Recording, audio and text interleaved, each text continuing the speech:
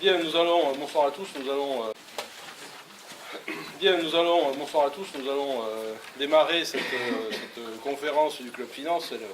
C'est la première réunion de l'année. On fait chaque année, Olivier vous l'a peut-être expliqué, 4, 5 rencontres où on réunit, qui sont faites pour réunir d'abord des gens qui s'intéressent à l'IAE, qui ont peut-être envie de venir nous rejoindre, des personnes qui ont déjà fait l'IAE, le master finance ou le master contrôle de gestion ici, et qui reviennent écouter les derniers éléments relatifs à la finance en général et à l'évolution aussi des carrières dans le domaine de la finance et du contrôle de gestion. Et donc moi je suis très heureux de vous accueillir et de faire cette première rencontre autour de quelque chose que, quand la fonction finance s'ouvre au non financier, j'ai envie de dire c'est quelque chose qui est presque la marque de fabrique des masters ici à l'IAE de Paris, c'est-à-dire que les gens qui l'ont fait le savent bien, on essaie justement de permettre à des gens qui ne sont pas complètement ou à fond dans la fonction finance, qui ne sont pas des financiers, qui ne sont pas des directeurs financiers ou des gens du métier ou des métiers de la finance, mais qui évoluent dans un environnement financier, donc des banques, des assurances, des grandes entreprises où elles ont à gérer des budgets, à gérer des BU, des business units, etc.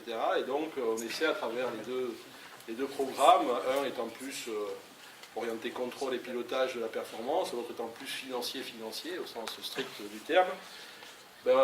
L'idée c'est je dis toujours de prendre virage, c'est-à-dire vous n'allez pas demain devenir des directeurs financiers ou des contrôleurs de gestion, mais sans doute qu'après-demain, dans un délai assez rapproché, vous allez bifurquer, et des personnes qui étaient dans les métiers plus techno, dans les métiers plus liés aux ingénieurs, beaucoup d'ingénieurs, prennent, je dirais, une voie un peu différente, et on les retrouve quelques années après, véritablement dans la fonction finance, ou la fonction contrôle de gestion, et ils reviennent même faire des cours de finance ici des fois. C'est vraiment, on boucle la boucle au bout, donc je suis très heureux de vous accueillir. Je vais laisser après les intervenants se présenter, ils le feront mieux que moi. Et écoutez, si effectivement après, au-delà de cette conférence, vous aurez un peu, moi je suis obligé d'ouvrir 2 autres conférences ce soir, donc je vais courir un peu dans la soirée, mais vous avez l'occasion de rester, de discuter avec à la fois les collègues de l'IAE et les anciens, vous verrez, il y a les anciens que je reconnais là dans la salle et que je salue, et aussi peut-être des gens qui s'intéressent un petit peu à la carrière que l'on peut faire en ayant un background qui est de plus en plus financier au contrôle de gestion, mais qui n'est pas non plus que financier. Et même, si vous êtes ici à l'IAE de Paris, dans un lieu où on privilégie la double compétence, c'est quand même ça notre marque de fabrique, soit des gens qui ont des parcours vraiment très loin de la gestion et du management, et donc qui font des MBA, des masters MAE, ou des gens qui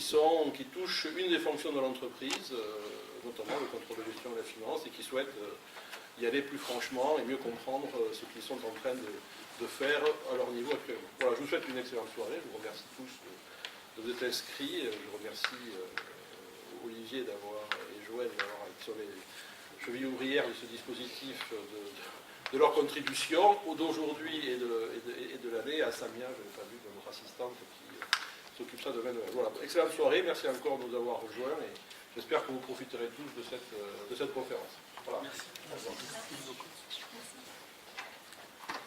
Bonjour à tous. Écoutez, nous aussi, on est ravis de pouvoir être là aujourd'hui, de participer à cette conférence sur justement les profils non financiers dans les métiers de la finance. Donc, une conférence conjointe entre Mazars et la Société Générale. On va peut-être commencer par se présenter tous les trois pour que vous sachiez un petit peu qui nous sommes. Est-ce que vous nous entendez bien au fond déjà? C'est bon? Ça va. Ok, parfait. Vous voulez peut-être vous présenter? Oui, donc bonsoir, je suis ravi d'être parmi vous. Donc, je suis Michel De Santos, je suis en charge des relations avec les universités au sein du groupe Société Générale, donc les universités et les IAE. J'ai avec moi Pierre Claus qui travaille aussi au groupe Société Générale et il va se présenter. Oui, donc Pierre Claus, sans le E là, donc moi je suis responsable d'une équipe d'ingénieurs essentiellement, qui sont des non-financiers aussi à la base, pas forcément des financiers purs, et des ingénieurs, des data scientists comme on dit aujourd'hui, beaucoup ce profil-là. Et notre objectif, c'est on y reviendra, mais de modéliser les risques, surtout de crédit. On a les marchés, on a les risques opérationnels, et pour définir et pour pas que la banque fasse faillite. Donc ça, c'est super important. Et donc mon profil, moi, j'ai commencé dans la gestion d'actifs, puis je suis devenu enseignant-chercheur en stats et en finance, et j'ai la chance d'être... Et j'ai fait du private equity un peu, et là maintenant du risque, et j'ai la chance de pouvoir encore être prof. Donc je suis professeur associé à l'université d'Evry, qui est un peu plus loin d'ici, et à Dauphine également. Très heureux d'être là. Et moi, je suis donc Élodie Balcon, je fais partie de l'équipe Relations École et Recrutement chez Mazars. Donc du coup, le déroulé de cette conférence, on va essayer dans un premier temps déjà de vous présenter globalement Mazars et la Société Générale avec nos métiers et nos enjeux de recrutement, avec aussi le type de profil qu'on peut recruter, de profils notamment non financiers. On va essayer d'aborder les aspects notamment de formation et d'intégration de ces profils non financiers et du type de carrière que vous pouvez avoir dans ce type de structure aujourd'hui. Et puis on gardera bien sûr un temps assez précieux à la fin de notre intervention pour que vous puissiez nous poser toutes les questions que vous pouvez avoir sur ces sujets-là. Voilà. Donc pour commencer, vous présenter rapidement Mazars. Je ne sais pas si le nom parle globalement à certains d'entre vous. Sur le monde de cabinet d'audit et de conseil, Mazars c'est un cabinet français, le premier cabinet français, qui a un statut de challenger par rapport aux Big Four que vous connaissez peut-être, qui sont les 4 gros cabinets anglo-saxons. Donc un positionnement un petit peu particulier, donc cabinet français mais qui s'est beaucoup développé à l'international. Vous avez des chiffres clés derrière. Aujourd'hui, on est présent dans presque 80 pays, 18 000 collaborateurs, plus d'1 milliard d'euros de chiffre d'affaires et 950 associés. Donc ce qui nous caractérise aujourd'hui, de par ce positionnement de challenger, c'est un taux de croissance qui est important, qui est globalement de 30% sur les 5 dernières années. Donc on est dans une dynamique importante de développement et donc de recrutement aussi. On a besoin de profils pour venir alimenter nos différents métiers. Donc aujourd'hui, pour vous montrer un petit peu les métiers sur lesquels on est présent. Certains vous parlent peut-être plus que d'autres. Historiquement, Mazars recrute beaucoup sur les métiers de l'audit et du conseil en finance. Donc on est très orienté finance. L'audit, c'est le contrôle des informations financières qui sont émises par les entreprises. Sur les aspects des métiers du conseil, alors le conseil c'est très large, certains d'entre vous connaissent peut-être certains aspects. Nous, on intervient donc sur le parti financier auprès des banques et des assurances, notamment sur des aspects réglementaires, mais dans tout autre secteur également, dans l'industrie, dans les services, sur les secteurs de la santé. Donc il y a un panel assez large de missions qu'on peut vous proposer en conseil. Ensuite, on a les métiers de l'actuariat et de la finance quantitative qui sont beaucoup plus techniques. Ce sont des métiers où il y a beaucoup de statistiques, de modélisation, donc très orientés pour le coup sur des profils ingénieurs. Ensuite, vous avez les métiers digital et SI, on en parlait tout à l'heure, les métiers de l'IT qui prennent aussi de plus en plus de place au sein de ces cabinets d'audit et de conseil. Les métiers de transaction, ou TS, tout ce qui est due diligence, ça vous parle, donc opération de fusion-acquisition notamment. Et on a les métiers plus classiques d'expertise comptable. Et taxe, c'est la partie Mazars Société d'avocats, donc cabinet d'avocats adossé à Mazars. Donc tout ça pour vous montrer qu'on a un panel de métiers aujourd'hui qui est assez diversifié et ce qui fait aussi qu'on recrute beaucoup de profils diversifiés.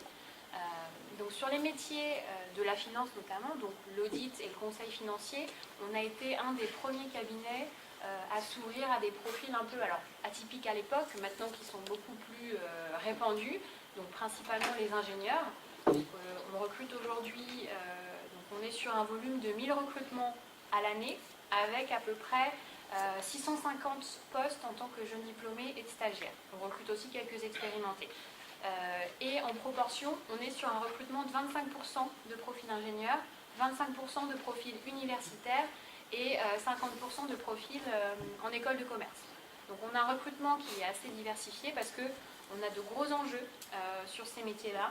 Et l'avantage de recruter des profils justement non financiers, c'est que ça apporte aussi une pluridisciplinarité dans nos équipes. Ce qui est important dans les métiers de l'audit et du conseil, c'est de permettre de répondre au mieux aux besoins des clients. Et rien de tel pour répondre au mieux aux besoins des clients d'avoir des équipes avec des compétences diversifiées. Donc on a des profils commerciaux, des profils ingénieurs qui vont apporter leurs compétences IT, leur aisance avec les chiffres, leur capacité d'analyse. Et on a des profils universitaires qui ont aussi leurs propres caractéristiques. Donc chez Mazars en tout cas, et j'imagine que c'est la même chose dans tous les cabinets d'audit et de conseil, c'est important pour nous d'avoir des équipes qui sont mixtes à ce niveau-là en termes de formation. Donc je crois qu'on a un public assez hétérogène ce soir, d'horizons assez variés. Donc pour le coup, il y a un certain nombre d'opportunités et de champs des possibles pour vous sur ces différents métiers-là. Merci. Alors, s'agissant du groupe Société Générale, en fait, ce qui est marquant, ce sont les quelques éléments chiffrés qu'on vous a indiqués ici. C'est la dimension internationale, avant tout, avec 146 000 collaborateurs dans le groupe Société Générale, représentés par 122 nationalités au travers le monde. Et un élément marquant, c'est la part des effectifs du groupe hors de France métropolitaine. Donc là-dessus, j'insiste beaucoup parce qu'en réalité, dans les profils non financiers qui intègrent le groupe Société Générale, pour nombre d'entre eux, ils sont y compris à l'international. D'où une dimension extrêmement importante en termes de besoins, de cap donnés dans la dimension recrutement pour le groupe, à savoir que quand on a cette approche de la transformation des métiers de la banque, on imagine également une dimension distanciée. Certains d'entre vous, un jour, s'intéresseront probablement à des postes en expatriation. Voilà, c'est très clairement l'idée du groupe Société Générale que d'ouvrir l'ensemble de ces business lines à des postes à l'étranger. Alors, c'est marquant parce qu'il y a une représentation dans 66 pays distincts. Donc, une vocation à l'international et également, comme le disait Elodie tout à l'heure, une relation au centre qui est le client dans la relation du groupe, à savoir qu'on vous a indiqué ici que Société Générale accompagne une entreprise sur 3 qui exporte. Donc on a cette dimension accompagnement client, le client étant au centre de l'ensemble des business lines du groupe. Et bien évidemment, là où on a besoin de non financiers, c'est parfois simplement commencer par des personnes qui sont polyglottes et qui ont un parcours typiquement sur lequel les perspectives d'intégration dans un groupe tel que le nôtre vont permettre justement d'accompagner la transformation des métiers, y compris à l'international, avec cette compétence de base qui est qui sont les langues étrangères.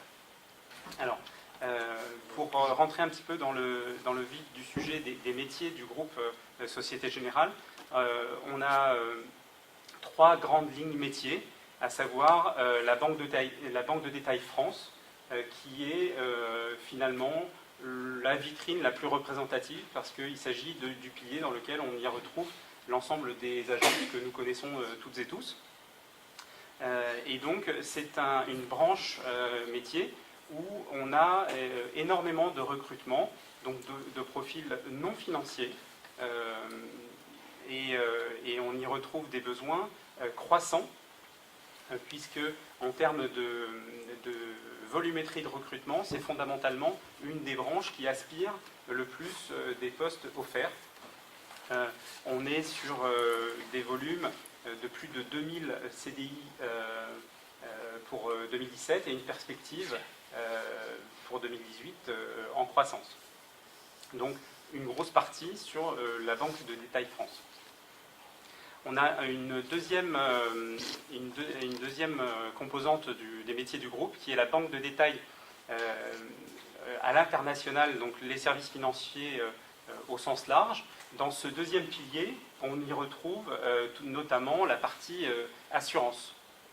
Et donc, on a dans les représentations à l'international de ce pilier du groupe également des dimensions non financières, pilotage de projets international notamment, et encore une fois avec cette composante linguistique extrêmement présente. Pour ces deux piliers-là, on peut d'ores et déjà dire que les besoins du groupe sont extrêmement forts, y compris sur des métiers type ressources humaines, par exemple, où on va avoir des besoins de managers qui vont prendre en main des équipes et piloter des projets de transformation en intégrant la dimension ressources humaines. Donc fondamentalement, on a des besoins associés et des compétences élargies pour un domaine sur lequel on va avoir des besoins extrêmement forts dans les années à venir, compte tenu de la transformation du monde bancaire tel qu'il se profile aujourd'hui. Et enfin, la troisième grande composante des métiers du groupe, qui sont les solutions investisseurs. Donc je laisserai peut-être Pierre en dire un mot. Mais voilà, l'idée c'est que tout à l'heure j'indiquais que Société Générale accompagne une entreprise sur 3 qui exporte. Cette dimension investisseur recouvre plusieurs métiers à l'intérieur. On y retrouve à la fois les solutions de paiement, les solutions de transfert internationaux, les solutions d'investissement. Et donc, on a besoin d'avoir dans ce compartiment métier des profils extrêmement variés, puisqu'on y retrouve des activités de front, mais également des activités de back-office, sur lesquelles les besoins vont être extrêmement forts, compte tenu des transformations en cours pour le groupe également. Voilà. Peut-être un mot sur la partie... La partie investisseur. C'est pas la banque de détail, c'est pas le retail, c'est le wholesale, donc c'est pour ça que je peux en parler un peu également, mais c'est les métiers les plus phares de cette...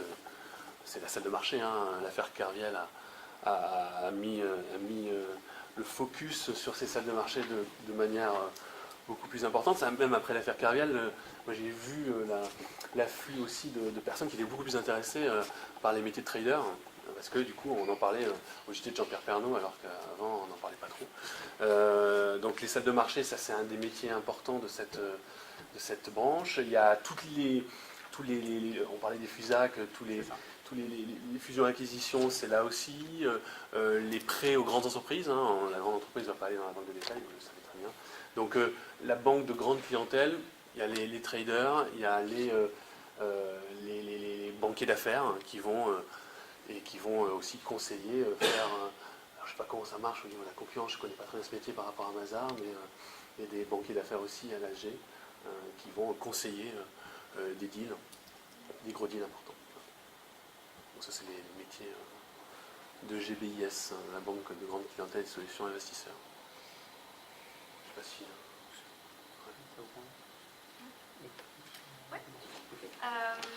Alors du coup, je pense qu'on peut continuer aujourd'hui sur la partie formation, intégration des profils non financiers. Alors en ce qui concerne Mazars et les cabinets d'audit et de conseil de manière générale, si ce sont des cabinets que vous souhaitez potentiellement rejoindre par la suite, il faut savoir qu'on a un système d'évolution qui est assez normé. Et c'est le cas dans tous les cabinets, c'est-à-dire que vous avez une structure pyramidale avec des grades, différents grades, c'est-à-dire que vous rejoignez un cabinet, vous arrivez sur des grades d'assistant pendant 2 ans, ensuite vous évoluez sur des grades de senior, de manager, de senior manager et ensuite d'associé. Donc c'est un système évolutif qui est très normé. Donc c'est important de connaître ce système-là si le monde de l'audit et du conseil vous intéresse, parce que votre évolution est conditionnée par ce système. C'est-à-dire que tous les ans, vous allez prendre en charge de nouvelles responsabilités et gravir les échelons par ce biais-là. Donc par rapport à notre programme d'intégration des profils non financiers, ce qu'il faut savoir, c'est que si vous avez été diplômé par exemple d'une école d'ingénieur, vous avez décidé d'enchaîner directement par un master en audit ou un master en management, donc dans ce cas-là, ou si ça fait peut-être 3-4 ans que vous êtes déjà sur le marché du travail, que vous revenez de passer un nouveau master en management, vous allez intégrer le cabinet Mazars sur le même grade, c'est-à-dire le grade de débutant, puisque vous ne connaissez pas les métiers de l'audit et du conseil. Donc ça c'est important de bien l'avoir en tête, puisque vous n'allez pas arriver directement manager si vous n'avez pas fait les années d'assistant et de senior, puisque ce sont des métiers qu'on apprend par la base. Donc c'est important que vous sachiez parce que vous soyez jeune diplômé ou vous travaillez déjà depuis 10 ans, ça change un petit peu la donne par rapport à ça. Donc par rapport aux profils qu'on recrute et qui sont non financiers sur les métiers de la finance, ce qu'il faut savoir, c'est que ce n'est pas très grave chez nous finalement si vous n'avez pas de connaissances au préalable sur la comptabilité ou sur certaines données financières. En fait, cette connaissance-là, les cabinets d'audit et de conseil vous la donnent quand vous arrivez. Vous avez un parcours d'intégration et de formation qui est très spécifique et qui est très important. Ce qu'on vient chercher chez les profils non financiers, c'est des compétences relationnelles, des compétences de capacité d'analyse, de réflexion. Le reste, on va vous apprendre à travailler avec ces connaissances financières. Donc vous avez, pour les parcours les plus longs en général, 3 semaines de formation bien spécifique où on vous apprend en fonction du métier, donc que ce soit l'audit, le conseil, l'actuariat, etc.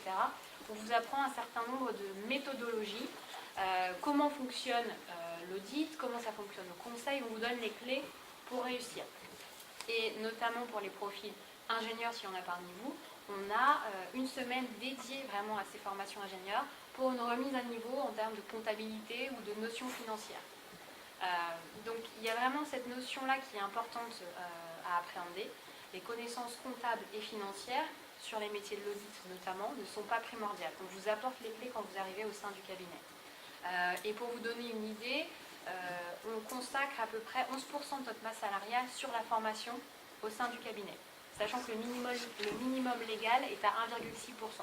Donc ça vous donne une idée de l'encadrement qu'on peut apporter à tous nos profils recrutés, que ce soit des profils non financiers ou financiers.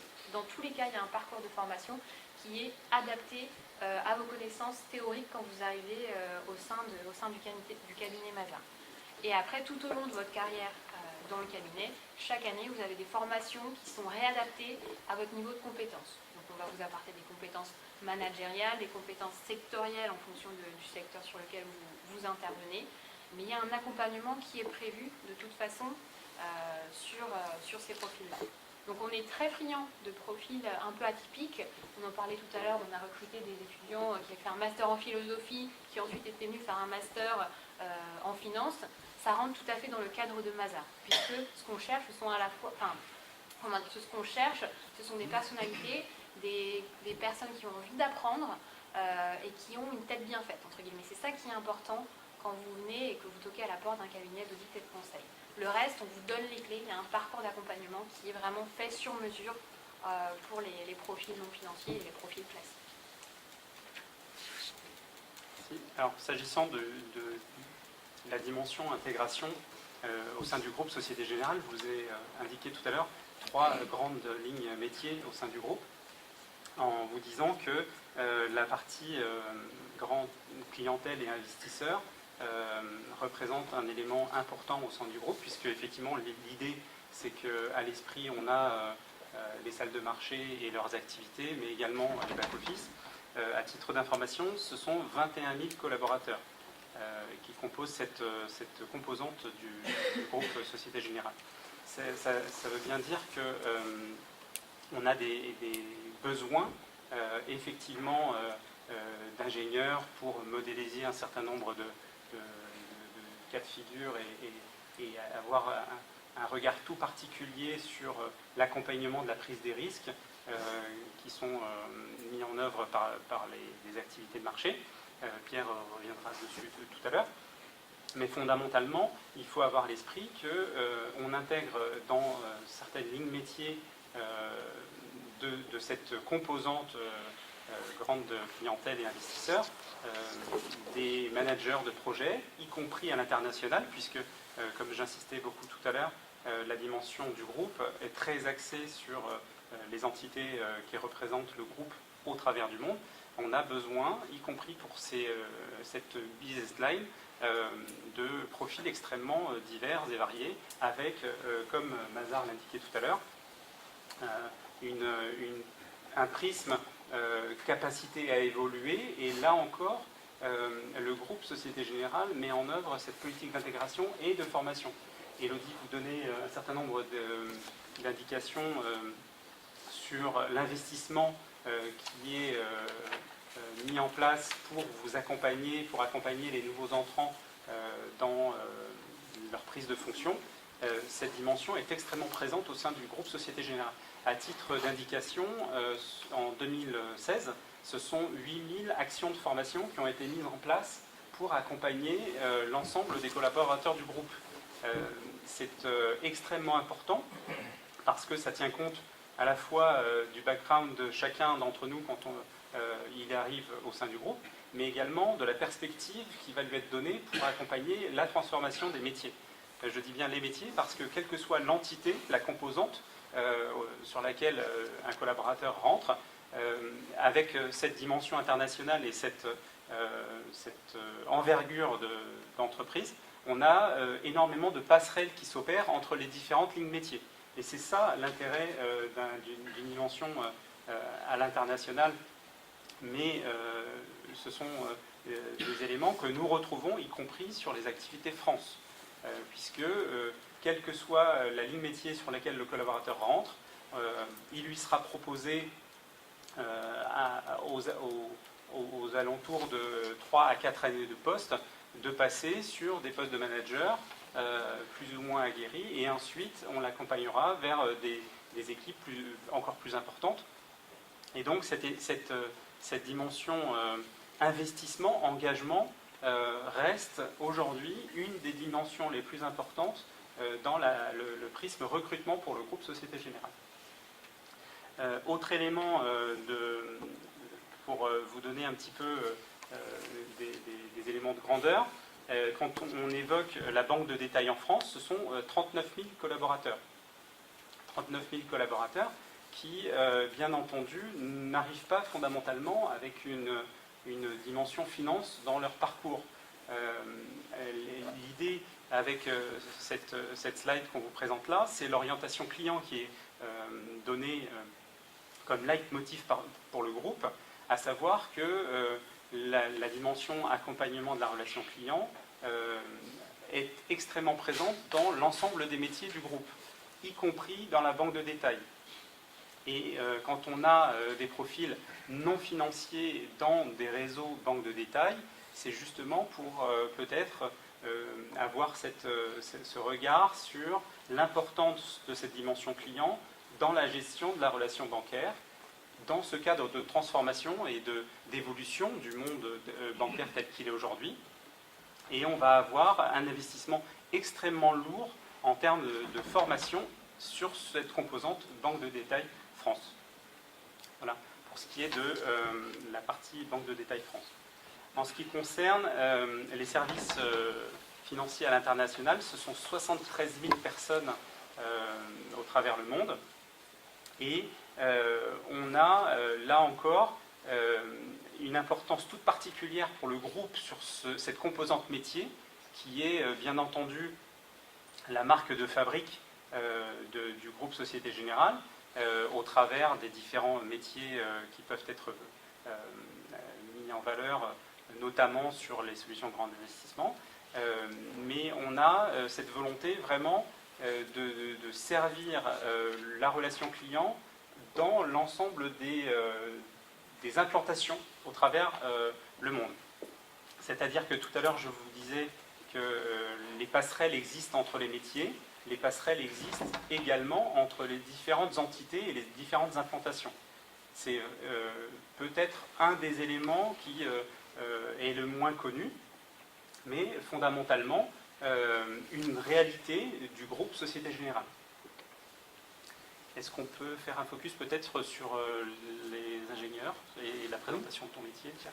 Oui, et alors avant de rentrer un peu plus dans le détail du métier, je vais développer pas trop longtemps, hein, je vous rassure, hein, s'il y en a certains qui sont moins intéressés, mais on pourra échanger après. Mais il y a deux éléments qui m'ont marqué quand je suis revenu dans le groupe. Moi, je suis revenu à l'ASG il y a 3 ans et demi, et j'y étais jusqu'en 2007. Et ce qui m'a marqué, c'est qu'on a conservé cette marque de fabrique d'exigence qui était la marque de fabrique de l'ASG depuis longtemps, sur de l'ingénierie, avec des éléments, des collaborateurs qui sont à la pointe de pas mal de choses, hein, au niveau de la recherche, au niveau de la connexion aussi avec le monde académique. Ça, c'est toujours le cas. On a gardé cette exigence, mais on a changé quand même quelque chose je trouve assez profondément, c'est la culture managériale. Et moi, je m'y sens très bien parce que le management qui va essayer de faire très attention à ses collaborateurs pour les accompagner, c'est pas des mots en l'air, hein, mais c'est vraiment le cas. Moi, en tant que manager, voilà, je m'y plais très fortement parce que au quotidien, j'essaie d'élever les gens au max, qu'ils apprennent tout le temps. Hein. C'est pour ça que j'embauche pas mal de juniors, des juniors ingénieurs, et ces gens-là viennent chez nous parce qu'ils savent qu'ils vont apprendre au quotidien beaucoup de choses, parce qu'on est prof aussi, il y a pas mal de profs, et on écrit des papiers de recherche également, et du coup ils savent qu'ils vont pas voilà, quand on sort d'école, quand on sort des études, on a parfois peur de ne plus rien apprendre. Et donc là, c'est vraiment pas le cas. Et donc on accompagne vachement ça. Il y a les termes de care, de management inspirant, alors de bienveillance, c'est un peu galvaudé maintenant, mais c'est vraiment le cas. C'est-à-dire qu'on fait vraiment très attention à ça. Et ça, il y a eu un changement. Et c'est plutôt très positif. Donc ces deux éléments d'exigence intellectuelle et en même temps de management qui fait très attention à faire que les collaborateurs s'épanouissent au maximum. Et c'est pas du juste écrit, c'est vraiment vécu. Ça, c'est vraiment deux éléments qui sont importants pour moi et qui font que, voilà, mes équipes, j'ai l'impression, hein, je ne pense pas qu'elles me mentent, mais qu'elles s'épanouissent fortement, donc c'est plutôt bien. Alors pour mon métier et les ingénieurs qu'on embauche, alors on embauche des ingénieurs qui n'ont pas forcément fait de la finance avant. Hein. On embauche j'ai embauché quelqu'un qui avait fait, qui travaillait chez Dassault ou qui ont travaillé dans les startups. Alors les startups, ça attire parfois les data scientists, mais à un moment, on a envie aussi de revenir dans un cadre un peu plus cadré. C'est un peu honnête, mais voilà, d'une grande entreprise qui permet d'être un peu moins incertaine. Et donc le métier qu'on développe, c'est quoi? C'est faire des modèles pour le risque de crédit, le risque opérationnel, le risque de marché. Les trois risques, c'est quoi? Le risque de marché, c'est l'évolution des cours sur lesquels on a investi. Le risque de crédit, c'est le plus gros risque de la banque. Hein. C'est le risque que l'emprunteur ne rembourse pas, ou rembourse pas la totalité de son emprunt. Et le risque opérationnel, c'est le deuxième risque important. Donc il y a crédit, opérationnel et marché. On parle souvent du marché, mais en fait c'est un risque qui n'est pas le risque le plus important en banque en tous les cas. Et le risque opérationnel, c'est le risque des petits risques d'erreur d'exécution. Hein. Vous avez eu un zéro de plus sur votre compte. Bon, je ne sais pas si c'est déjà arrivé, mais c'est une erreur d'exécution parce que et ça peut être aussi des choses un peu plus des fraudes internes. J'ai parlé de Kerviel et des fraudes externes, Madoff par exemple. Donc ça, c'est du risque de perte, mais dû à des opérations. Donc c'est un risque important. Et donc, du coup, si on se concentre sur le risque de crédit, nous, ce qu'on va faire avec nos modèles, c'est que un risque, il a une perte moyenne et une perte extrême, potentiellement. Il a aussi des profits. Hein. Le risque permet d'avoir des profits, bien entendu. Mais on va s'intéresser plutôt au risque. Donc si on a une distribution, un histogramme, on regarde le côté gauche, hein, le côté des pertes. Et on a deux types de modèles. On a un modèle qui est issu de la réglementation bâloise. Oui, parce que notre job, il est issu vraiment de la réglementation. Sans puissance publique, peut-être qu'on n'aurait pas des modèles à faire, hein, à produire. Donc le comité de Bâle, qui est une instance intergouvernementale qui s'est développée et qui s'est développée dans les années 70 suite à la faillite d'une banque allemande, Erstadt, et qui a sorti ses premières réglementations dans les années 80 avec Bâle 1, et qui puis a fait Bâle 2, et maintenant on attend Bâle 3 ou Bâle 4, je ne sais plus comment on l'appelle. Et donc ces modèles-là, on a le droit, les banques, de faire des modèles internes, de faire nos propres modèles, hein, que le régulateur vérifie. Hein, là, actuellement, la BCE vérifie fortement nos modèles, hein, les valide. Et donc, du coup, ces modèles-là, c'est pour mesurer le risque extrême. C'est la probabilité de faire faillite, mais qui est un risque très rare, mais très fort, du coup. Donc, on met des fonds propres en face pour éviter ce risque-là. Donc ça, c'est le risque extrême, c'est le comité de Bâle. Et il y a aussi quelque chose que, s'il y a des comptables dans la salle, vous connaissez certainement mieux que moi, c'est toutes les normes IFRS. Et il y a une des normes, IFRS 9, qui impose de mettre des provisions, donc c'est une perte moyenne, en face d'un octroi de crédit. Donc là, il faut qu'on calcule aussi la probabilité d'avoir une perte, mais non plus extrême, mais moyenne. Et on va mettre des provisions en face. Donc on va calculer les fonds propres, le risque extrême, qui permet de subvenir à une crise très importante, et les pertes moyennes, qui sont les provisions qu'on met en face d'un octroi de crédit classique. Donc, voilà. Sur une distribution de probabilité, si on est chez des probabilistes, on va regarder la moyenne, on va regarder un quantile un peu plus extrême, type la value at risk. Voilà, c'est ce qu'on fait. Donc derrière, il faut modéliser cela, puisque j'irai pas plus loin, mais modéliser le risque de crédit, c'est un peu compliqué. Pourquoi ? Parce que si je prends le risque de marché, c'est plus simple. Je sais que j'investis sur le CAC 40. Le CAC 40, j'ai un historique, et il a évolué, il a baissé, il est monté, il est monté, il a baissé. Donc du coup, je peux m'imaginer le CAC 40 dans le futur, et à partir de là, calculer la moyenne et le quantile extrême. Okay. Le risque de crédit, c'est plus compliqué, parce que j'ai une entreprise à qui je prête, et cette entreprise, je n'ai pas un track record de son passé, est-ce qu'elle a bien prêté, est-ce qu'elle a bien remboursé, et j'ai pas ça. Donc on va créer des modèles à facteurs latents, c'est-à-dire que le modèle va dire quoi? Et c'est un modèle de Merton, c'est Merton qui a développé ça il y a très longtemps, vous connaissez peut-être ça, c'est que on va supposer qu'il y a un track record, mais qu'on ne l'observe pas, un track record de l'évolution de la firme. Et cette firme-là, à un moment, peut-être qu'elle va avoir trop de passifs par rapport à ce qu'elle engrange comme bénéfice. Et on va modéliser cela grâce à des modèles probabilistes, et on va essayer de les estimer au mieux. Et pour les estimer au mieux, on a besoin de plusieurs paramètres. Et on a deux grands paramètres qu'on essaie d'estimer. C'est la probabilité de défaut, la probabilité de faire faillite, de ne pas rembourser. Et s'il y a un défaut, le défaut c'est compliqué à le définir en 2 minutes, mais le défaut, elle ne peut pas rembourser. Et si elle ne peut pas rembourser, si elle est en incapacité de rembourser, elle peut quand même, on peut essayer en tant que créancier, récupérer un peu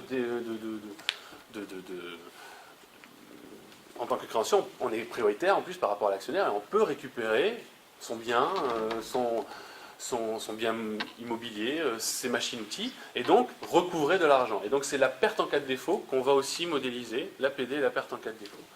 Voilà, c'est les deux grands paramètres qui vont nous permettre, à partir d'un track record inobservable, de calculer une value at risk et une moyenne. Voilà. Donc un quantile et une moyenne. Dans un histogramme, la moyenne est dans une queue de distribution quelque chose d'un peu plus lointain, pour les fonds propres et pour les provisions. J'espère que je ne vous ai pas perdu.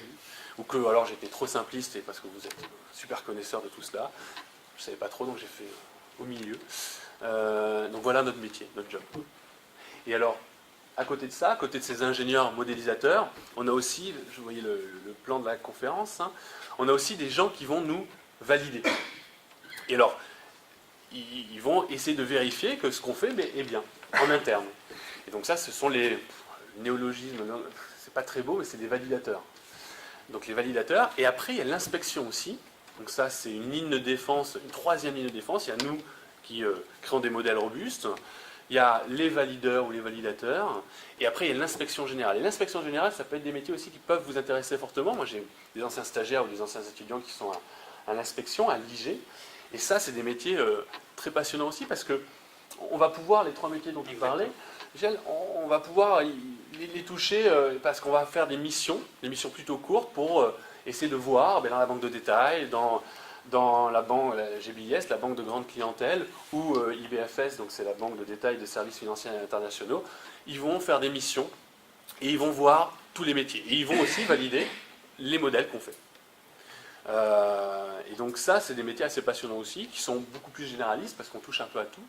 Et ça, c'est des métiers qu'on fait sur 3, 5 ans, un peu plus des fois. Et après, nous, on vient d'embaucher par exemple un ancien inspecteur qui a fait 3 ans et qui maintenant fait de la modélisation. Donc voilà ce que je voulais dire. Je sais pas si Donc je vais juste continuer donc, sur les propos de Pierre. En fait, Pierre vient de vous décrire son activité de modélisation de risque de crédit. Pour illustrer ça dans une autre des composantes et pour rapprocher ça peut-être de profils non financiers de manière peut-être encore plus parlante finalement dans un exemple que je connais bien, la banque de détail, eh bien on va avoir besoin de profils extrêmement divers et variés pour accompagner justement la distribution de ces crédits qui auront été modélisés dans des entités telles que les départements où travaille Pierre. Et donc on va procéder à l'octroi de crédit, c'est tout simplement ce qu'on connaît tous les uns et les autres. Et c'est là où on va avoir cette dimension recrutement de profils divers et variés pour accompagner des équipes commerciales, par exemple, puisque la banque de détail elle est très très représentée par le réseau de distribution que sont nos agences, mais pas que, parce que on a un premier niveau qui est effectivement la vitrine agence bancaire, mais vous avez également tout le staff qui a derrière et qui gère justement cette fonction commerciale. Et c'est là où on aura besoin également donc, de profils non financiers, parce que effectivement on a un département d'audit et d'inspection générale, mais avant on a également des entités qui sont chargées de vérifier le bon respect des normes d'octroi de crédit telles qu'ils auront été définies et modélisées au préalable. Et donc on va avoir ces fonctions support qui pourraient effectivement aussi vous intéresser dans la mesure où l'idée, c'est quand on intègre ces dispositifs, c'est d'avoir l'esprit ouvert et critique et donc cette capacité à analyser des données, puisque quand on est néophyte sur un sujet, on va avoir cette curiosité particulière pour analyser des dossiers d'octroi de crédit et éventuellement gérer tout ce qui pourrait en découler en cas de non-remboursement de la dette. Donc là, c'est le focus banque de détail où on a un premier niveau qui est la fonction commerciale. Comme je vous l'indiquais tout à l'heure, c'est une des composantes métiers qui aspire énormément de profils aujourd'hui et encore demain, avec des changements quand même dans la manière dont on va réaliser l'activité de banque de détail, puisqu'on est dans le digital poussé à l'extrême, mais bien évidemment que le banquier que nous connaissons tous aujourd'hui ne sera pas celui de demain, et encore moins celui d'après-demain. Mais vous voyez, comme quoi la relation bancaire a besoin justement de cette capacité d'ouverture d'esprit pour bien fonctionner, puisque effectivement, pour octroyer du crédit, tout est normé, tout est modélisé, tout est contrôlé, puisque effectivement les autorités de contrôle vérifient la mise en place des modélisations qui sont faites, mais également vérifient la manière dont la banque de détail réalise son activité. Donc fondamentalement, quand on a cette activité de banque de détail, on y retrouve des fonctions de gestion d'équipe, de gestion de projet, de contrôle ce qu'on appelle de contrôle de premier niveau, puisqu'on va contrôler sur pièce, en fait, fondamentalement, les dossiers.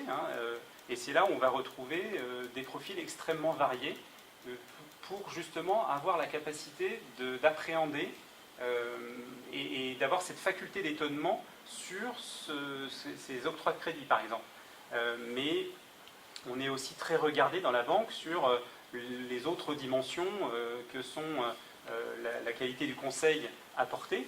Et là encore, on a besoin d'esprit vif pour être vigilant sur la manière dont le conseil est apporté aux clients en matière d'investissement et d'épargne.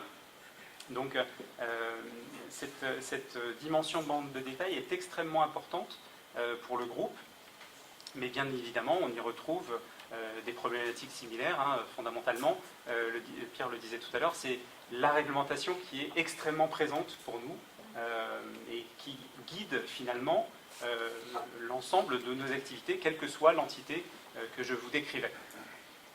Et pour rebondir par rapport au métier qui ont été décrits par la Société Générale, En ce qui concerne Mazars, donc le métier phare de Mazars, c'est l'audit financier, même si aujourd'hui le conseil tend à prendre une place un peu plus importante. Mais pour illustrer les propos de l'intérêt du parcours de carrière des non-financiers dans un cabinet comme le nôtre, l'audit, je trouve, est un exemple assez parlant, puisque je vous le disais tout à l'heure, on recrute à peu près 25% d'ingénieurs, versus 50% d'écoles de commerce et 25% universitaires. Donc c'est-à-dire que les ingénieurs qu'on va recruter se retrouvent sur des postes identiques à des profils universitaires, CCA, vous connaissez peut-être, qui eux sont des experts en comptabilité, qui connaissent déjà la compta sur le bout des doigts. J'exagère peut-être un petit peu, mais à peine. Et en fait, ce qui est important sur le recrutement des profils non financiers sur ces métiers-là, c'est qu'il y a des phases sur les métiers de l'audit sur lesquelles les ingénieurs vont être peut-être plus à l'aise que les profils déjà financiers. En audit, en fait, vous avez une première phase qui est vraiment comprendre le business de l'entreprise que vous allez auditer. Et par exemple, chez Mazars, si on audite une entreprise comme Alstom, qui est un vrai client du cabinet, les ingénieurs vont être très à l'aise sur cette première phase d'audit, puisqu'ils vont comprendre les projets qui sont issus d'Alstom, et c'est important de bien comprendre le business pour pouvoir après aller auditer l'entreprise et regarder vraiment les points de risque associés au projet de l'entreprise. Donc c'est là où les ingénieurs et de manière plus générale les profils non financiers peuvent tirer leur épingle du jeu par rapport au parcours qu'ils ont pu avoir avant. Donc il y a une richesse déjà à ce niveau-là. On se rend compte aussi, pour avoir recruté des ingénieurs depuis déjà plusieurs années, je ne sais pas s'il y a beaucoup d'ingénieurs déjà dans la salle. Est-ce qu'il y en a quelques-uns? Ouais, petite proportion. Pour avoir recruté des ingénieurs déjà sur les précédentes années, sur les 5-10 dernières années, on a assez de recul pour connaître un petit peu leur performance au sein d'un cabinet comme le nôtre.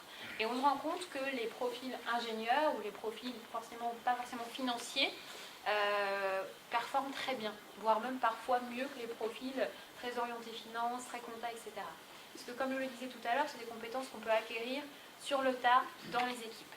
Par contre, ce que vous avez dans la tête, ce que vous avez appris dans le cadre de vos formations ou de vos expériences professionnelles antérieures, ça c'est un plus que vous avez déjà avec vous quand vous arrivez dans un cabinet d'audit comme Mazars. Donc tout ça pour dire qu'il n'y a pas vraiment de complexe à avoir sur le fait de ne pas avoir de base en comptabilité ou en finance pour rejoindre des fonctions financières, parce qu'en général on vous donne le bagage qu'il faut pour que vous performiez sur ces fonctions-là. Et chez nous, le grade d'associé, qui est le grade ultime de la pyramide qu'on peut connaître en cabinet, on a aujourd'hui, je pense que c'est autour de 20 à 22% d'associés qui sont ingénieurs. Donc qui pour le coup au départ n'étaient pas du tout destinés au métier de la comptabilité, de la finance. Donc c'est-à-dire qu'ils ont réussi à s'approprier les codes de ces métiers-là et à gravir les échelons petit à petit pour arriver jusqu'au grade d'associé.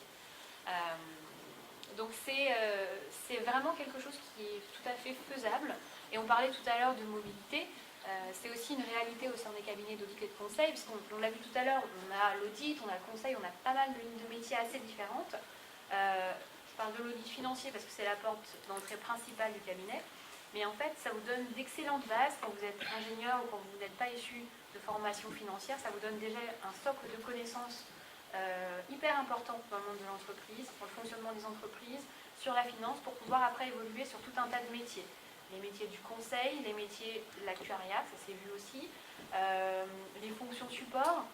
Donc il y a tout un parcours qui est prévu et possible à partir du moment où vous performez bien au sein du cabinet. Donc vous pouvez démarrer en audit, passer en conseil, passer en actuariat, ça s'est vu. C'est des exemples concrets d'ingénieurs qui ont eu ce parcours-là et qui terminent senior manager ou associé. Ou ça peut être aussi vu, le passage dans un cabinet d'audit et de conseil, comme un tremplin pour autre chose. Il y a beaucoup d'ingénieurs, beaucoup de profils non financiers qui viennent chez nous, qui se forment, entre guillemets, qui profitent de tout ce qu'on vous propose en termes de formation, pour pouvoir ensuite rebondir sur des fonctions en entreprise, pour aller fonder leur entreprise, c'est ça. Donc ça peut être aussi un tremplin pour autre chose. Quand on n'a pas de compétences financières à la base, passer par des métiers financiers vous ouvre des portes vers tout un tas de métiers et d'opportunités que vous n'auriez pas forcément eu au départ. Donc le message à faire passer, c'est vraiment qu'il n'y a pas de complexe à avoir, il ne faut pas se restreindre de postuler sur des fonctions sur lesquelles vous n'êtes pas forcément dédié au départ, ou vous ne pensez pas avoir le socle de connaissances nécessaires. Dans ce type de structure, on vous forme et on vous apporte ces compétences-là. Ce qu'on veut chercher, c'est ce que vous avez déjà dans la tête et le background que vous avez qui est une richesse aussi pour nous.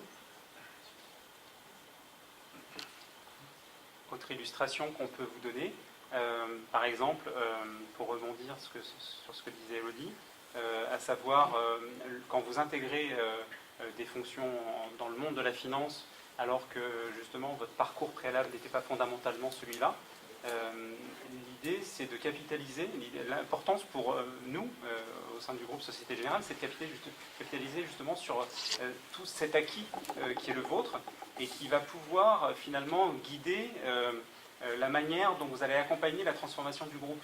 Alors évidemment, tout est mis au sein de Société Générale pour, et là je rejoins Pierre, pour accompagner le manager dans la transformation de cette dimension managériale.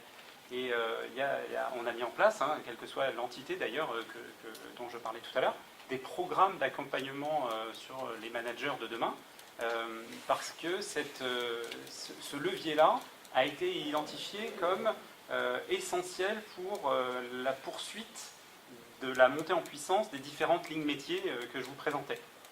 À savoir que, compte tenu des différents profils que nous intégrons, d'où notre intervention ici avec vous, eh bien, il y a un élément essentiel qui sera celui du manager, qui va justement faire en sorte que ses collaborateurs se sentent bien et le disent, parce qu'ils ne mentent pas fondamentalement, les collaborateurs de Pierre, et de se dire que vous avez des compétences, rejoindre un groupe de cette dimension avec un panel de métiers extrêmement large, eh bien, cette diversité est une source de valeur ajoutée extrêmement importante pour le groupe Société Générale.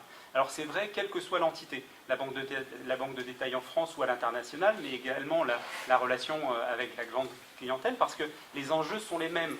Fondamentalement, je rejoins Elodie, quand on octroie du crédit, tout cela, ça a déjà été peu ou prou modélisé chez Pierre. Fondamentalement, nous, ce qui nous intéresse, c'est la manière dont, par exemple, des managers vont pouvoir accompagner des personnes qui elles-mêmes ne sont pas fondamentalement formées à l'octroi de crédit. Tous ces dossiers, finalement, toutes ces études qui vont être menées avant de mettre en place un engagement, eh bien, elles sont déjà réalisées au préalable. Ce qui nous intéresse, c'est d'avoir avec nous des collaborateurs qui vont être capables de prendre des décisions éclairées par des modèles, mais également de voir quelles sont les perspectives d'évolution des différentes clientèles dans le giron de son activité. Et donc, cette capacité à intégrer des activités financières, accompagnée bien évidemment par le dispositif de formation que j'évoquais tout à l'heure, 8000 actions de formation pour le groupe en 2016, c'est bien un enjeu pris très consciemment par l'entité qui intègre et qui accompagne des non-financiers, quelle que soit la ligne métier sur laquelle vous pourriez être positionné. Voilà. Donc l'idée, c'est d'avoir pour le groupe, en intégrant un collaborateur, quel que soit le background de ce collaborateur-là, l'idée c'est d'avoir la perspective d'employabilité à long terme, avec les différentes passerelles que j'évoquais tout à l'heure, sur les différents métiers. Voilà. C'est d'avoir dans ces équipes des collaborateurs qui ont envie, qui sont engagés et qui démontrent par leurs compétences et leur progression, puisqu'on évoque aussi différents stades de management et les différentes tailles d'équipe, eh bien, on va avoir ce besoin de perspective d'évolution à donner aux collaborateurs du groupe. Peut-être qu'un témoignage dans les entités dans lesquelles tu es passé, en fonction de la taille des équipes, par exemple. Oui, c'est par rapport à ce que tu dis, pour imager, non, l'accompagnement est très important, ça c'est certain, comme je disais tout à l'heure. Les mobilités aussi peuvent être très bien réussies. Alors c'est vrai que quand un modélisateur est dans mon équipe, L'idéal, c'est qu'il ait aussi envie d'y rester et de progresser, parce qu'on apprend toujours beaucoup de choses. Mais il peut aller vers le business, et ça peut être assez sympa. Et de l'autre côté aussi, dans le sens inverse, on peut prendre aussi des gens qui n'ont pas forcément un background de modélisation à la base, très fort. Et ça, c'est des paris que j'aime bien faire. Là, on a embauché il y a 3 mois quelqu'un qui avait fait une certification de data science. Donc c'était une formation pas très longue, mais une formation courte, et qui était très motivé pour nous rejoindre. Il nous rejoint et aujourd'hui il commence à monter en puissance et à nous apporter aussi son expertise d'ailleurs, puisqu'il était consultant à la base, et dans le groupe. Donc voilà, ces accompagnements, ces mobilités sont essentiels. Ça c'est certain, c'est vraiment pas... c'est vraiment réel, quoi. Ça c'est bien. Ça corrobore. Alors, on va lancer les questions alors. Je vais en poser une première, comme ça après la salle va pouvoir se lancer. J'ai bien apprécié votre exemple d'ingénieur recruté chez Dassault. Oui. Est-ce que vous pourriez nous dire un peu plus sur les compétences que vous recherchiez cet ingénieur et comment il a pu basculer dans le domaine de la finance? Il avait même, nous ce qui nous intéressait sur cet ingénieur-là, c'est qu'en plus il avait breveté des choses chez Dassault. Et ce qui est important pour nous, malgré le fait qu'on est quand même bien réglementé, on peut innover fortement. Alors, et l'innovation, on va la faire dans le cadre d'une réglementation pour montrer aussi qu'on a des modèles qui sont bien construits, qui sont robustes. Et en même temps, Michel en parlait, c'est qu'on va aider aussi les personnes qui octroient du crédit à avoir des modèles assez prédictifs. On fait beaucoup de machine learning, de choses comme ça, du deep learning aussi, pour essayer d'être prédictif dans la notation qu'on va donner aux PME, aux grandes entreprises, aux particuliers auxquels on prête. Et donc, cette personne de Dassault, elle nous a convaincus par son appétence pour l'innovation, pour développer, et cette richesse aussi d'apporter des compétences vues ailleurs, sur des objets beaucoup plus tangibles, chez Dassault, sur un objet un peu moins concret qu'est l'octroi de crédit, qui est pas, il ne construit plus des moteurs ou il ne travaille plus sur ce genre de choses, mais capacité à nous enrichir aussi et à innover. C'est vraiment ça qui nous a plu. Et il s'y plaît beaucoup aujourd'hui. Est-ce qu'il y avait des questions par rapport à toutes les thématiques qui ont été abordées ou des points qui manquaient peut-être que vous auriez... Je vous remercie pour la présentation. J'ai beaucoup apprécié ce que vous avez dit sur l'ouverture des doubles compétences techniques et en finance aussi. Mais ce que j'ai trouvé un peu désolant, c'est pour l'exemple par exemple de Mazar, le fait qu'on considère quelqu'un qui a de l'expertise technique et qui vient de faire un master en finance par exemple, comme un jeune diplômé. Le fait qu'on les considère pareil, c'est un peu... Vous voulez dire par exemple quelqu'un qui aurait travaillé 5 ans, qui fait un master et qui du coup ne peut pas arriver au grade de manager directement. C'est ça, ouais. C'est ça. En fait, et c'est ce qui est vrai pour tous les cabinets d'audit et de conseil, c'est que à partir du moment où vous êtes manager, ça veut dire que vous avez gravi tous les échelons par la base. Parce qu'en fait, vous êtes obligé de faire déjà, pour les métiers de l'audit, du conseil de manière générale, vous êtes obligé de passer par le grade d'assistant parce qu'il y a tout un socle technique à avoir en fait, et qui est très spécifique au monde de l'audit et du conseil. Vous avez beau avoir fait 5 ans d'entreprise, je suis sûre que vous avez appris énormément de choses et vous avez une expérience à faire valoir derrière. Par contre, vous n'avez pas fait d'audit et vous n'avez pas fait de conseil. Donc c'est le schéma classique, c'est que vous êtes obligé de passer par la base pour être après légitime en tant que senior ou en tant que manager pour pouvoir encadrer vos équipes en dessous. Donc après, ça ne veut pas dire qu'on a recruté des profils qui avaient travaillé, je ne sais pas, 3-4 ans, qui sont repartis en formation et qui sont revenus en tant que junior, en tant qu'assistant, et qui fonctionnent très bien dans le cabinet. C'est juste qu'il faut pouvoir accepter de revenir aussi au grade d'assistant débutant. On parle d'assistant, mais c'est junior en fonction du cabinet. Assistant junior, c'est la même chose. Parce qu'il y a aussi ce à quoi il faut penser, c'est que comme on recrute beaucoup de jeunes diplômés à la base, si vous avez déjà travaillé 5 ans à 10 ans, vous allez revenir et vous allez vous retrouver managé par des personnes qui sont plus jeunes que vous aussi, et parfois beaucoup plus jeunes que vous. Donc il faut avoir ça en tête aussi quand vous choisissez de rejoindre un cabinet d'audit et de conseil.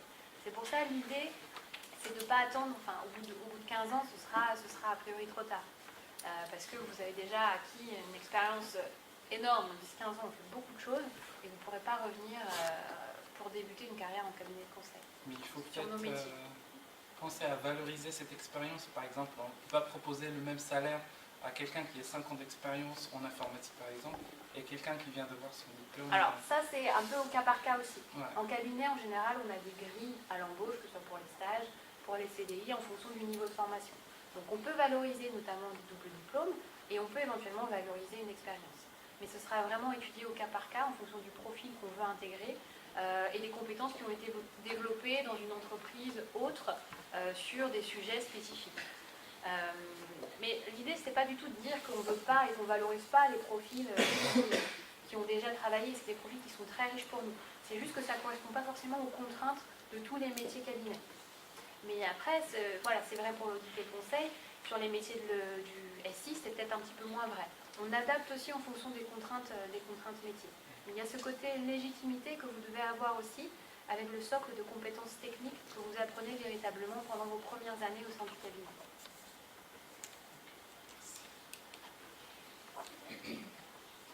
Tout à l'heure, vous avez dit que vous recrutez pratiquement 25% L'ingénieur. du métier d'ingénieur. C'est pour quel poste exactement à peu près C'est au global, c'est sur tous nos métiers. C'est-à-dire que sur l'audit financier, on est à 25% d'ingénieurs sur la totalité de nos recrutements. Après, sur les autres métiers, notamment sur la partie actuariat, sur la partie digitale, là on doit être sur un pourcentage beaucoup plus élevé. Parce qu'on a besoin d'ingénieurs en actuariat, des étudiants en école de commerce, par exemple, n'auront pas les compétences techniques pour bien évoluer sur ces métiers-là.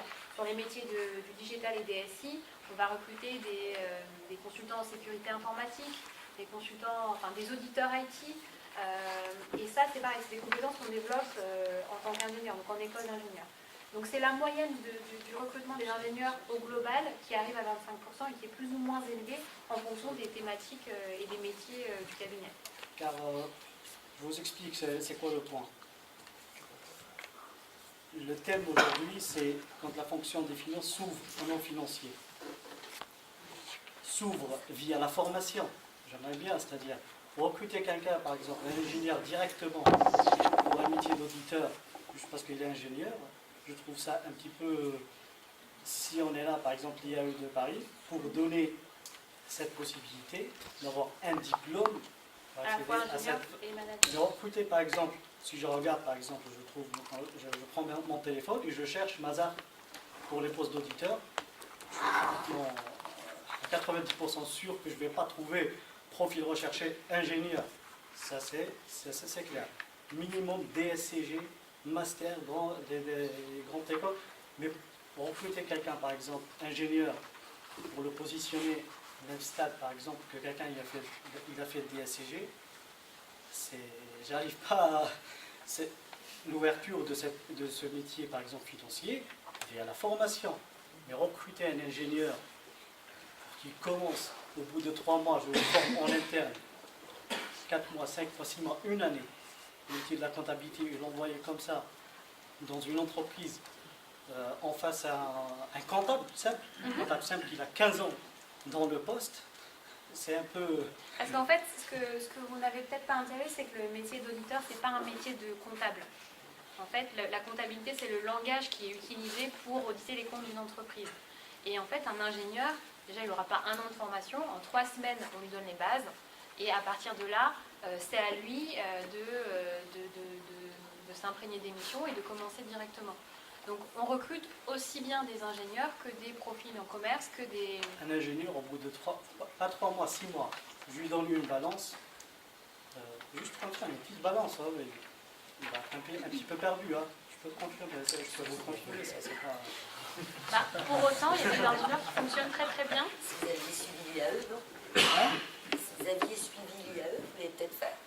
Exactement. Vous avez des compétences L'ouverture comptables. du métier des finances, c'est via la formation. C'est pour ça, l'IAE, c'est le rôle de l'IAE. Mais par contre, recruter que l'entreprise forme l'ingénieur au bout de 3 semaines, la formation, en formation continue, je ne parle même pas formation initiale, la plus en durée, c'est 18 mois. Et sachant que on doit aller vite sur quelques sujets. Parce qu'après, là, on parle des métiers de l'audit. L'IAE vous forme sur les métiers au global. Vous donne des compétences, des clés pour les personnes qui ne veulent pas forcément aller sur les métiers d'audit et de conseil, mais sur des métiers financiers en entreprise aussi. Donc, on ne peut pas comparer la formation que va offrir l'IAE à la formation que va offrir Mazars, qui est vraiment spécifique au métier de l'audit. Donc, c'est complètement, c'est deux approches différentes. Le but de Mazars, de ce qu'on vous propose quand vous êtes ingénieur, n'est pas du tout de se substituer à des formations autres en IAE, parce que ce n'est pas du tout le but. Le but, c'est pour les ingénieurs qui ne souhaitent pas avoir une formation complémentaire, parce qu'il y a des masters spécialisés qui coûtent aussi assez cher, et qui veulent se diriger tout de suite vers le monde de l'entreprise, et qui réalisent que le monde de l'ingénieur n'est pas ce qu'ils veulent faire, et qui veulent s'orienter vers le métier de la finance. L'audit et les cabinets d'audit sont une excellente alternative pour gagner éventuellement une année, s'ils savent ce qu'ils veulent faire, tout simplement. Et en 3 semaines, on leur donne les clés. À partir de là, c'est à eux de travailler, de discuter avec les équipes et de fonctionner, d'apprendre sur le tas aussi. Parce que juste voilà, la présentation, je trouve que ça banalise un petit peu le métier. Je ne parle pas des finances, le métier des chiffres en général. Parce que c'est un vrai métier, hein. C'est des techniques. C'est pas un ingénieur, voilà. Je respecte, moi je ne peux pas faire un engineering, mais un financier aussi. C'est comme, si un financier va dire, c'est comme Uber et les taxis. Les ingénieurs, ils vont prendre... Après, moi, ce que je décris ici, c'est une réalité. C'est qu'on recrute 25% d'ingénieurs et qu'ils évoluent très bien en cabinet d'audit. Mais là encore, le but n'est pas de se substituer. En recrutement direct, je trouve que c'est énorme. 25%, c'est énorme en recrutement direct. Puis après, ce qu'il faut comprendre aussi, c'est que le métier de l'audit, c'est pas le métier d'expert comptable. Oui, donc l'auditeur... L'audit financier, surtout. Non, enfin, l'auditeur n'établit pas les comptes. Hein. C'est une perspective qui est complètement différente. L'expert comptable, il a besoin d'une vraie maîtrise pour établir les comptes, les arrêter. Après, l'audit, vous avez une méthodologie qui nécessite une connaissance qui n'est pas du tout la même. Tout au fond. Oui. Alors. Bonjour. Alors, cette question s'adresse à Mazars et à la SGLC. Oui. Comment un ingénieur, par exemple, qui a acquis 5 ans d'expérience dans l'industrie ou des télécommunications, peut avoir la chance de passer la première étape de présélection, sachant que les robots filtrent régulièrement à travers des clés. Il n'y a pas de robot. Oui, alors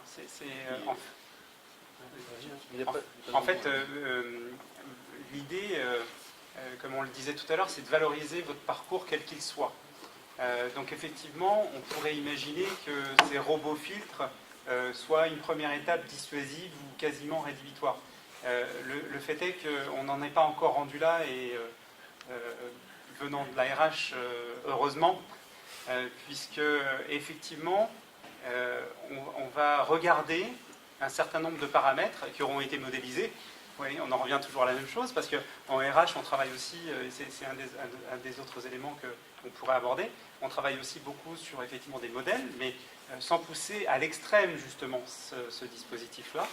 Donc quel que soit, j'ai envie de dire, le CV qui va être proposé, on aura des conseillers en recrutement dédiés à la filière qui va être en train de recruter, et donc on va avoir plusieurs niveaux de filtres, mais pas fondamentalement des filtres rédhibitoires. Pour l'instant. Alors, c'est vrai à la Société Générale, c'est vrai dans d'autres groupes bancaires, et j'ai envie de dire que d'autres entités comme Mazars fonctionnent sensiblement de la même façon. Voilà. Donc, pour vous dire, ne vous mentalisez pas dans l'idée que tout à l'heure, Elodie parlait de complexe ou de handicap à la base.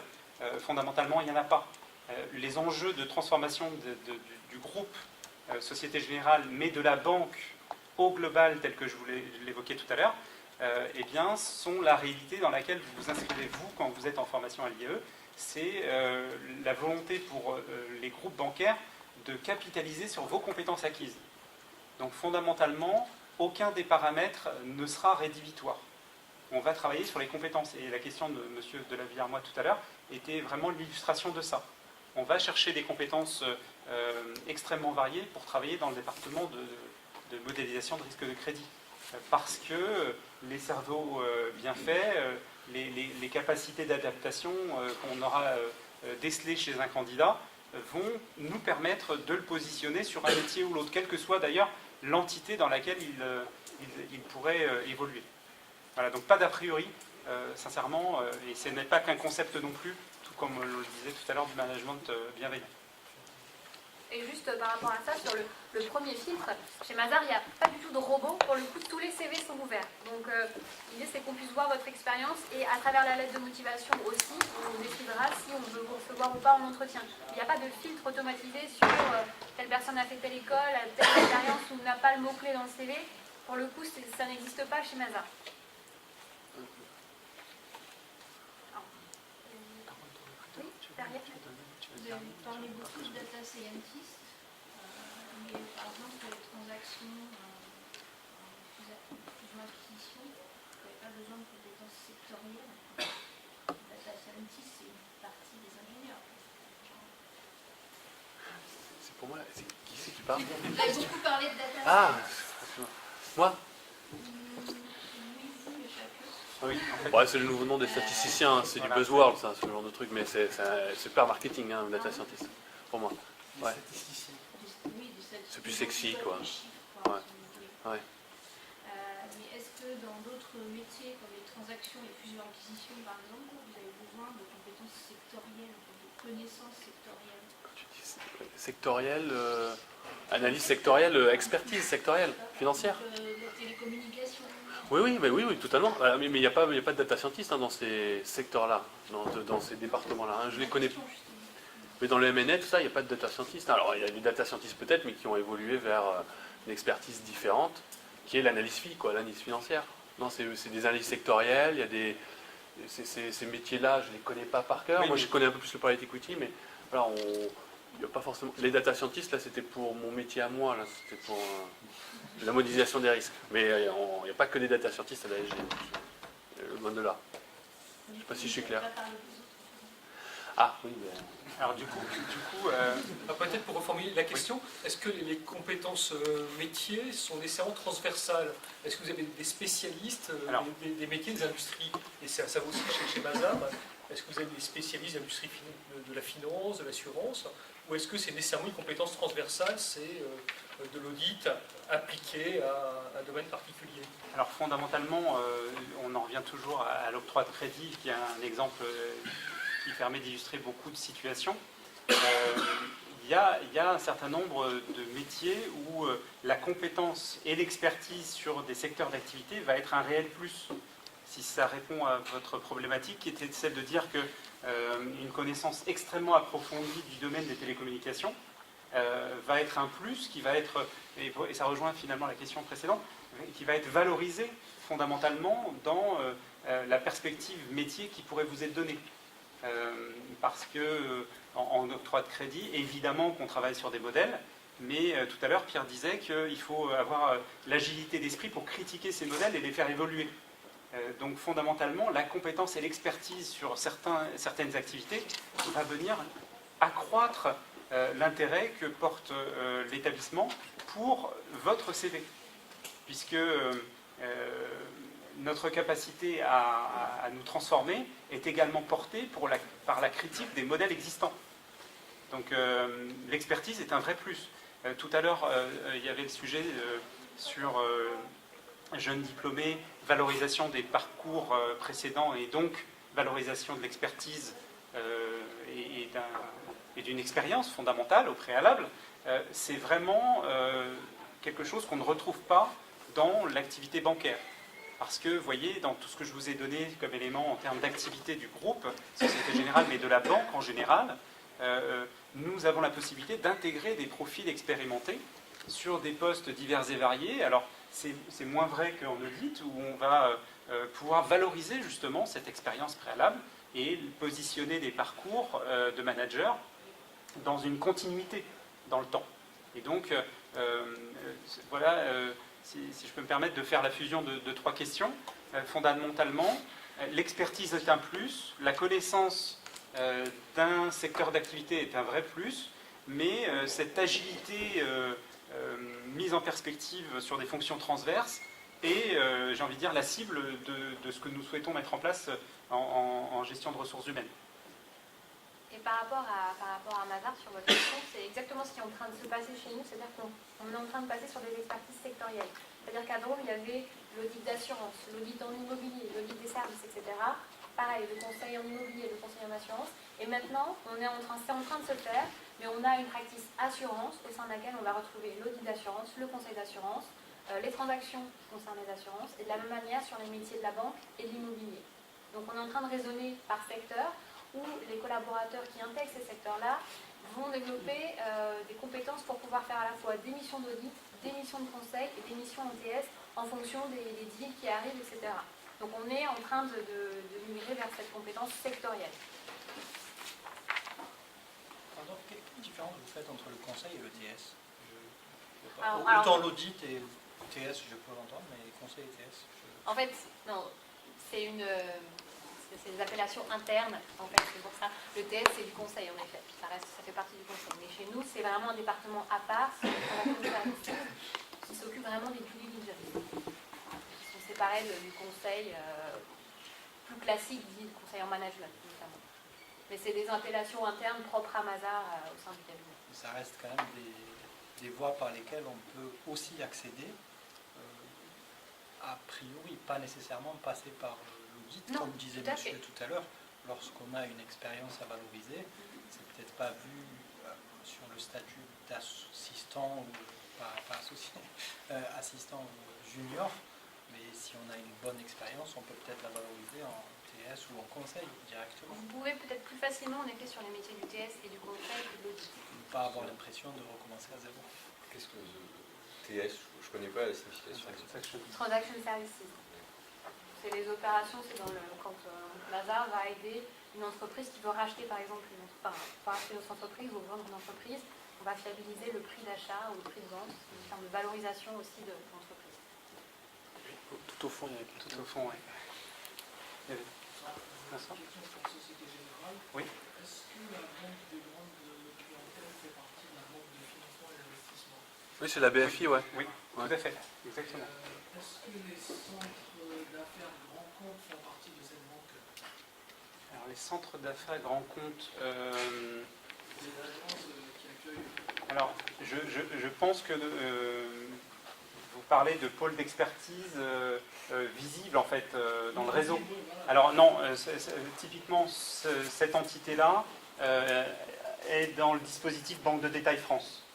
Quand bien même la clientèle gérée est une clientèle d'expat ou ayant une activité à l'export.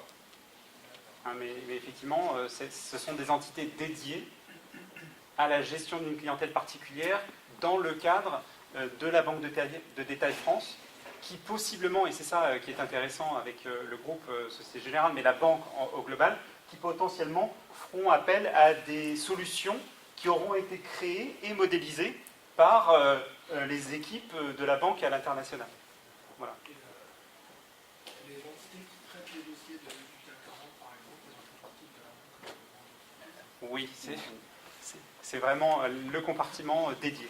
Ils accueillent où, en fait, la communauté? C'est à la Défense. Les tours de la Société Générale à la Défense. Voilà, c'est vraiment le cas particulier pour les grandes entités. Pardon. Oui, monsieur? Question pour Mazar. Vous avez parlé de spécialisation pour les métiers d'audit. Ça se fait à partir de quel moment? Est-ce que dès qu'on rentre, on attaque sur un secteur? Ou est-ce que c'est d'abord général? Alors, ça pour le coup, c'est une des spécificités Mazar, parce que tous les cabinets d'audit ne fonctionnent pas de cette manière-là. Quand vous rentrez, vous êtes non sectorisé, c'est-à-dire que vous pouvez faire à la fois des missions d'audit en banque, en assurance, en service, en industrie, pendant les 3 premières années. Et après, à partir de la 4e année, vous choisissez un secteur et vous vous spécialisez directement pour ne faire plus que des missions d'audit dans ce secteur-là. Ça vous permet aussi de voir ce qui vous plaît un peu moins pour vous sectoriser en connaissance de cause. Auditer une compagnie d'assurance, c'est complètement différent que qu'auditer une entreprise industrielle. Donc, il y a des spécificités que vous découvrez avant de choisir une sectorisation de fait du travail. Et la date de 3 ans, c'est un minimum ou c'est 3 ans et ensuite on est obligé de... Disons disons que la sectorisation ne se fait pas nette et précise. Après, vous avez des changements de dossiers qui se font petit à petit. Et en général, au bout de 2 ans, déjà, si vous avez des affinités, vous pouvez déjà ranger votre planning et les missions sur lesquelles vous travaillez sur le secteur qui vous plaît le plus. Très bien. Et du coup, une dernière question, est-ce que vous avez un secteur sur lequel les profils ingénieurs se dirigent plus? Alors, en général, on peut penser que les ingénieurs vont plus vers le secteur industriel puisqu'ils connaissent plus, mais en fait, on en retrouve beaucoup dans le secteur de l'assurance parce que c'est un secteur qui est plus technique. On parle beaucoup de flux financiers. On ne parle pas de stock comme dans l'industrie où c'est très concret. Là, on parle vraiment de flux financiers. Il y a beaucoup plus de calculs. C'est plus technique et donc les ingénieurs en général s'y retrouvent mieux et s'y épanouissent davantage. Donc, on a beaucoup de formations ingénieurs qui se retrouvent sur le secteur assurantiel. Question pour Mazar. La finance quantitative, qu'est-ce que ça recouvre? Alors, chez Mazar, qu'est-ce qu'il y a là-dedans? Et est-ce que c'est transversal ou est-ce que c'est aussi... ça fait partie du pôle actuariat. Le pôle actuariat, alors je ne vais pas rentrer dans le détail, je ne suis pas technique pour le coup, mais en gros, ça va être dans le domaine de l'assurance, notamment, c'est intervenir sur la modélisation des risques, faire des prévisions, c'est des calculs très complexes. Je sais que vous avez peut-être une cellule actuariat à la Société Générale aussi. Peut-être que vous êtes mieux placé que moi pour parler de ces métiers-là, parce que c'est plus technique, mais moi je serais limitée sur ce sujet-là. Le jeu d'actuariat, c'est le début de description. Une question pour Société Générale. Oui. Donc vous êtes présent dans 66 pays. Est-ce que vous engagez directement quelqu'un qui, par exemple, souhaiterait aller à l'international directement dans un pays où il faut forcément qu'il fasse déjà 3-4 ans, mettons en France, et après il part en expatriation? Alors, tout est imaginable. Le sujet dans ce type de projet, c'est l'origine de la candidature. Il y a ce qu'on appelle les contrats locaux, qui sont plus ou moins avantageux pour le candidat. Donc fondamentalement, vous allez avoir cette problématique. Quelqu'un qui rentre dans le groupe et qui, au bout d'une période, souhaite postuler à l'étranger, évidemment, va bénéficier de son background au sein du groupe. Donc fondamentalement, c'est un plus. Mais j'ai envie de dire que toutes les portes sont imaginables.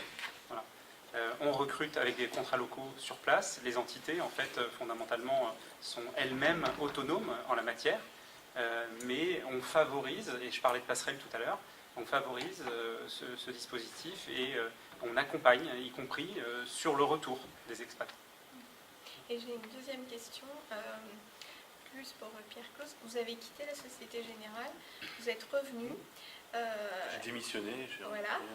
Je ne sais pas si vous aviez gardé des contacts. Voilà. Est-ce que c'est le fait que c'est la Société Générale qui a évolué dans son discours ou dans sa façon de faire, parce que vous parlez de bienveillance, est-ce que c'est ça qui vous a attiré ou ça n'a rien à voir, c'est une opportunité et puis c'est arrivé comme ça? Enfin, est-ce que c'est la façon de manager ou du futur, enfin l'évolution de la Société Générale qui vous a fait revenir à la Société Générale, ou c'est arrivé comme ça? Il y a deux choses, c'est que j'ai été chassé et donc du coup j'ai rencontré des gens qui allaient m'embaucher et j'ai trouvé cette culture bienveillante d'accompagnement, vie privée aussi, vie au boulot et cette exigence également. Donc c'est ça qui m'a attiré, mais je pensais que c'était juste circonscrit à l'équipe et au département que j'allais rejoindre. Et en fait, j'ai découvert que c'était après. C'est pour ça que je le dis souvent. Maintenant, c'est que j'ai découvert après que c'était diffusé aussi au sein de la direction des risques que je connais bien et au sein du groupe. Et la volonté aussi de notre PDG d'impulser ça. Donc je l'ai découvert après. Voilà. Juste pour compléter Pierre, en fait, on a vraiment à l'esprit en intégrant le groupe, et ça ne sont pas que des concepts, très sincèrement, trois items, l'exigence, la bienveillance et l'accompagnement. Ce sont les trois maîtres mots du manager Société Générale aujourd'hui. C'est vraiment extrêmement présent. Donc en corporate. Voilà. On apprenait ce soir. Ok, merci. Une question pour monsieur tout au fond. Oui. Selon vous, est-ce que vous pensez que les perspectives de promotion sont les mêmes entre un profil non financier et un profil financier? Alors, ça rejoint ce que je disais à l'instant sur juste la valorisation de votre parcours préalable. Un parcours non financier qui est recruté sur un domaine d'activité et qui y trouve son compte fondamentalement, parce qu'il y a ça aussi, va pleinement s'épanouir dans son métier. Et sincèrement, il n'y a aucune différence qui est faite, puisque l'idée c'est l'employabilité dans le futur. C'est-à-dire que le non financier ou le financier sont recrutés sur la base des compétences pour le métier cible, mais il n'y a aucun handicap à la base. Et c'est là encore pas qu'un concept. Quand on est positionné sur un métier et que à la fois le salarié, le collaborateur et l'entreprise y trouvent leur compte fondamentalement, les passerelles sont existantes. Et le background non financier n'est pas un handicap, très sincèrement. Mais vous parlez de passerelle, mais enfin, la question c'est plus sur la promotion. Oui. C'est-à-dire que est-ce qu'un non financier a autant de chances financier que d'être directeur financier? Je comprends. Fondamentalement, quand je parle de passerelle, c'est que souvent les deux sont liés. Entre les métiers, les passerelles, mais également en termes de positionnement dans un métier, l'évolution professionnelle est rendue possible par le retour de part et d'autre des missions bien remplies et des services rendus. L'évaluation, voilà, dans cette dimension accompagnement, il y a aussi l'évaluation. Et le caractère non financier du parcours, y compris pour prendre des fonctions de manager d'équipe à taille élargie, n'est pas un sujet. C'est d'autant plus vrai quand il y a des passerelles qui sont opérées, parce qu'il y a le challenge qui est mis en perspective, il y a la volonté de tenter de nouvelles activités, et donc tout ça, c'est vraiment poussé par le groupe. Pour un poste financier, du coup, on s'imagine que la proportion donc, de candidats ayant un profil financier soit plus importante que les non-financiers. Donc, est-ce qu'on peut dire qu'un non-financier a plus de chances de remporter le poste du fait qu'il se démarque du lot? Parce que j'ai beaucoup postulé pour l'audit externe, j'ai été refusée constamment. Donc, peut-être du fait qu'on était tous pareils, on avait le même profil, et ils préféraient les DSCG à un diplôme que je n'ai pas fait en finance. Et donc, peut-être que du coup, un non-financier a plus de chances d'avoir le poste. Pour vous deux, du coup, est-ce qu'un non-financier a plus de chances d'avoir un poste financier du fait qu'il se démarque plus du lot, parce qu'il n'a pas eu les mêmes formations que toutes les autres personnes qui ont postulé? Fondamentalement, vous dire non, ça contredirait ce que je viens de dire à monsieur à l'instant. L'idée, c'est que peut-être que malheureusement, les postes sur lesquels vous êtes positionné avaient des paramètres incompressibles et des niveaux d'exigence incompressibles aussi. Très sincèrement, je suis incapable de vous dire qu'est-ce qui a fait que vous n'avez pas été positionné versus un candidat qui avait un parcours financier. Le fait est que quand on regarde un CV, et on en revient également à la question du départ, on lit les CV, il n'y a pas de filtre. Donc ça veut dire que on analyse au plus près à la fois votre parcours académique, mais également les compétences que vous aurez pu acquérir au long de votre parcours.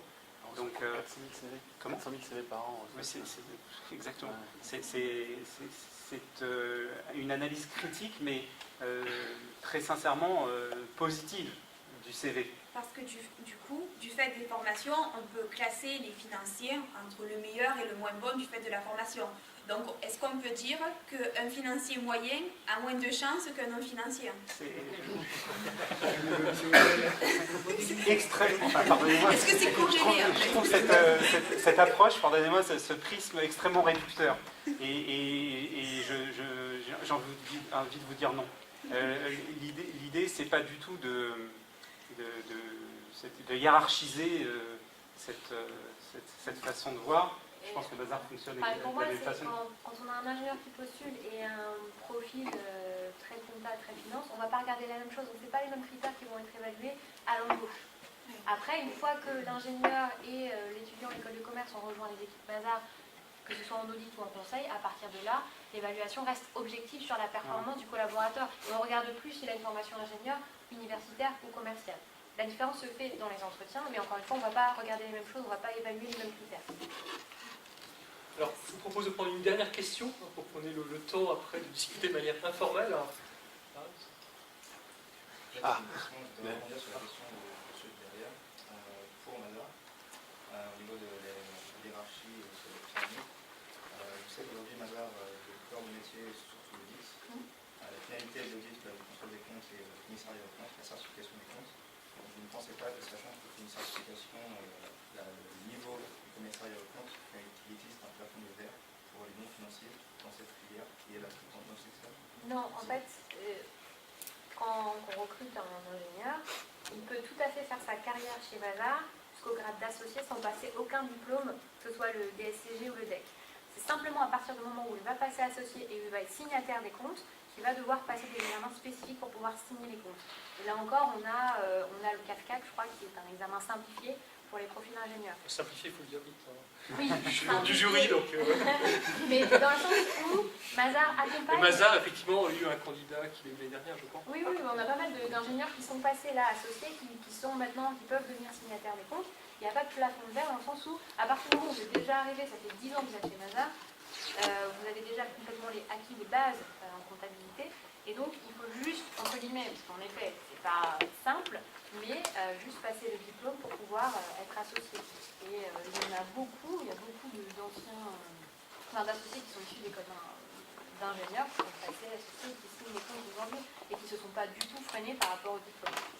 Après, encore une fois, les ingénieurs qu'on recrute dans les commerciaux, il y a un turnover qui est important. Il y en a beaucoup qui ne veulent pas aller jusqu'au grade de senior manager ou d'associé et qui décident de quitter le cabinet avant pour aller vers une autre carrière. Donc la question se pose pas pour beaucoup d'entre eux finalement.